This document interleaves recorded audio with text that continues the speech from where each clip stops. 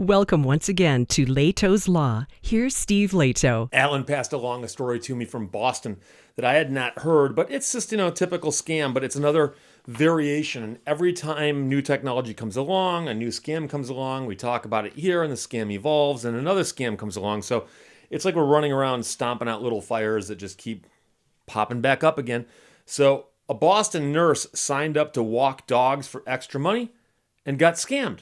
So let me explain to you how this works. Ryan Keith wrote the story again. Boston 10 TV station ran the story. They're an NBC affiliate. A woman has lost thousands of dollars to a cyber criminal or criminals who set up a scam on a popular dog walking app. And you got to follow through to see exactly how this works. Gracie Baruzzi would occasionally walk dogs for money. For the past 6 months, people have hired her to get their dogs exercise via the popular dog walking app WAG, W-A-G exclamation mark, WAG. And of course, that's been called the Uber for dogs. You don't call the dogs for rides though. You bring in the people to walk your dog. Now, Gracie here is an oncology nurse at Boston's Children's Hospital. And this part-time job for her with WAG is a great way to help pay the bills. And it, of course, is a great thing to do if you like dogs. So you like dogs, you get to walk somebody else's dog for a little while. That can actually be fun if you like dogs. And you get paid for it. So everything is going well for her until she accepted a gig in late October, which she says looked completely normal. There was a picture of a dog, the name of an owner, and an address, suggesting that it was just another typical job for her.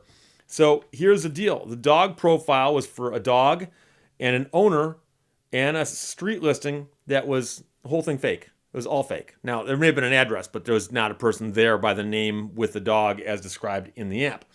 So here's what happened. She went to go get the dog for the walk, and as she's heading there, she gets a phone call from someone named Matt who gave her a badge number and said he was with WAG customer service. And of course, you can't trust anything that comes into your phone because they can spoof the caller ID. So Matt told her the company had noticed suspicious activity on her account. And, that, I don't know. Nowadays, we get so many phone calls and emails telling us there's been suspicious activity. And of course, the only suspicious activity is the warning itself. So she said it looked to her that this was actually legitimate. So they sent her a bunch of text messages which she said looked legitimate, and Matt asked her to confirm her birthday, her email, and her bank account username. Now, why is WAG calling her, asking her to confirm information that she would have already given them, presumably? Or if she hadn't given them, then why would she confirm it? So the caller then said he would let Brian know that she'd be arriving a few minutes late for her walk with this mythical dog that does not exist. And of course, what they did here, it's very, very simple. They set up a fake account on WAG. They put up a fake picture of the dog that they claim is owned by this person. They then set up a dog walking thing, and then they contact the dog walker who's been sent to them through WAG. And when the person from WAG calls and says, well, this is all going on right now, but we know that you're going to see this person. That one bit of information seems like that'd be something to be coming from WAG. But of course, the person who set up the fake dog walk also has that information. And that's what's going on here. So Baruzzi said it was so believable. The only time I thought something was strange was when he hung up the phone in the middle of the sentence and his voice changed. That's when I had a sinking feeling. By the time the call ended, she discovered that cyber thieves had fraudulently transferred $2,600 out of her Bank of America checking account. And this was a devastating blow to her. She could not afford to lose this money. She's a recent newlywed. And so she said that they couldn't pay their rent that month because this happened to them. So what the criminals had done was they transferred the monies through Zelle, Z-E-L-L-E, which is an e-payment platform. And the information they'd gotten from her was enough to allow them to do that. When the criminals gained access to the account information, they leveraged it to make an instantaneous or nearly instantaneous money transfer through Zelle. And it says last year, for example, a North Reading nurse saw thieves steal $1,500 from her bank account through a Zelle transfer executed in a matter of minutes. So here's the problem. Once she realized what had happened, she tried to contact Bank of America and get this thing undone. And it turns out that's rather difficult to do. Bank of America did an investigation and they denied her claim for a refund. And they also denied her appeal of the demand for a refund because, according to the letter that she got, the transaction was validated using an authentication code sent to a valid phone number belonging to a signer on the account. She authorized this, according to them. So the bank had concluded that Baruzzi had somehow signed off on the exchange of funds. Now, she says, I was totally shocked. It was very frustrating to be told that I had done something I hadn't done.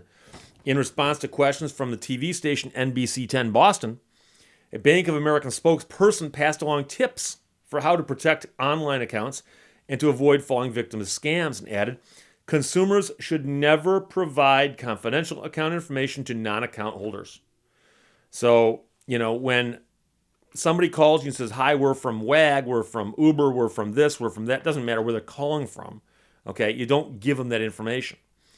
A WAG spokesperson also provided advice and said if walkers are ever unsure of a phone call or an email or text, they should contact WAG customer service directly.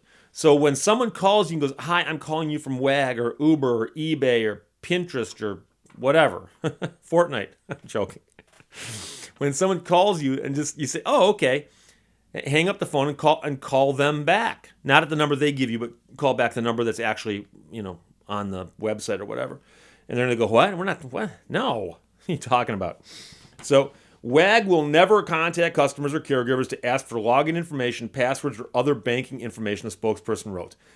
Again, WAG will never contact customers or caregivers to ask for login information, passwords, or other banking information. So when they call you and ask for that, it's not WAG or eBay or Pinterest or Twitter or whatever the kids are using these days. Baruzzi first contacted the TV station to help raise awareness for other people who use the WAG service. Now, after the inquiry, this is cool, Bank of America had a change of heart and determined that it would reimburse Baruzzi the $2,600 in stolen funds. Baruzzi told the TV station that is such a relief. I called my husband and said, we can pay rent. Everything will be okay. To have it end on a high note just means the world. But of course, recognize that the high note here is simply she gets her money back. She's back to where she started. And of course, the dog walking gig wasn't real. So, again, this is a repeated theme on this show and anything that focuses on scams and ripoffs and consumer protection is that the ease with which they can spoof phone numbers. And again, they try to make it look like they've got just enough information to make you think they're real.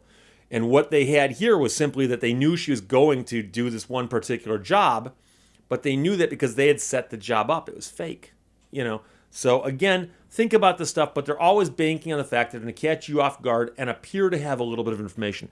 But anytime anyone calls you, I don't care if it's somebody you know, say, I'll call you right back, and call them back on a number that you can verify someplace else, okay? Because the technology today is too easy for them to spoof phone numbers, and you can fall for this. So again, the Boston nurse who signed up to walk dogs got scammed, got her money back, but it's an important lesson for all of us. There you go. Questions or comments, put them below. Let's talk to you later. Bye-bye.